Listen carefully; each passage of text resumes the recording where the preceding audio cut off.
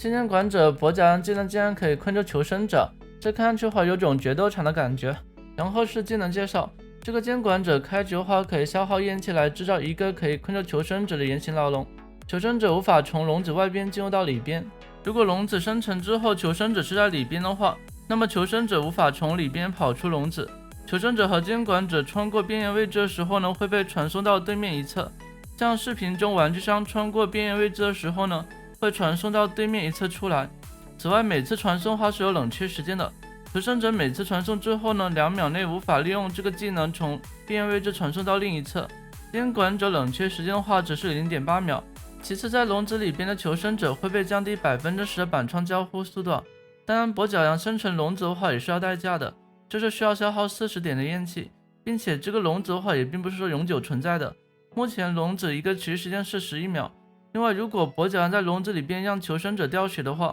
那么所处的笼子会提前消失。再一个是跛脚羊造笼子是没有冷却时间的，只要焰气足够的话就可以一直造。此外，造出一个笼子之后呢，3秒内造下一个笼子所消耗的焰气只要14点。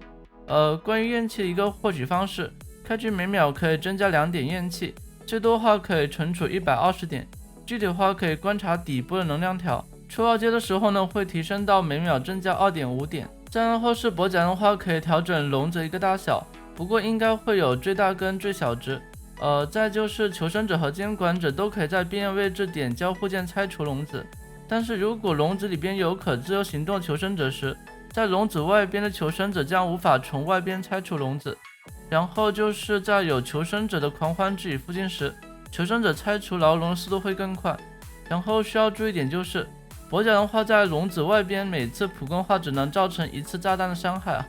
大家也可以观察那个手厨一个标志。如果发光的话，那就是半血的伤害；没有发光的话，就是普攻只能造成1次炸弹伤害。然后是1阶技能，这个监管者有一个可以往后位移的技能，如果位移期间穿过牢笼边缘的话，那么会缩小位移的一个持续时间，相当于就是再次位移了1次另外可以发现位移期间是可以进行普攻打断位移的。其次就是位移期间也可以释放牢笼，如果是通过位移穿过牢笼的话，不会占用那个 0.8 秒冷却时间个人感觉这个角色一个发挥空间蛮大的，大家可以在评论区各抒己见，后续的我也会结合大家看法再做一期视频讲解。好了，以上就本期视频内容，我们下期视频见，拜拜。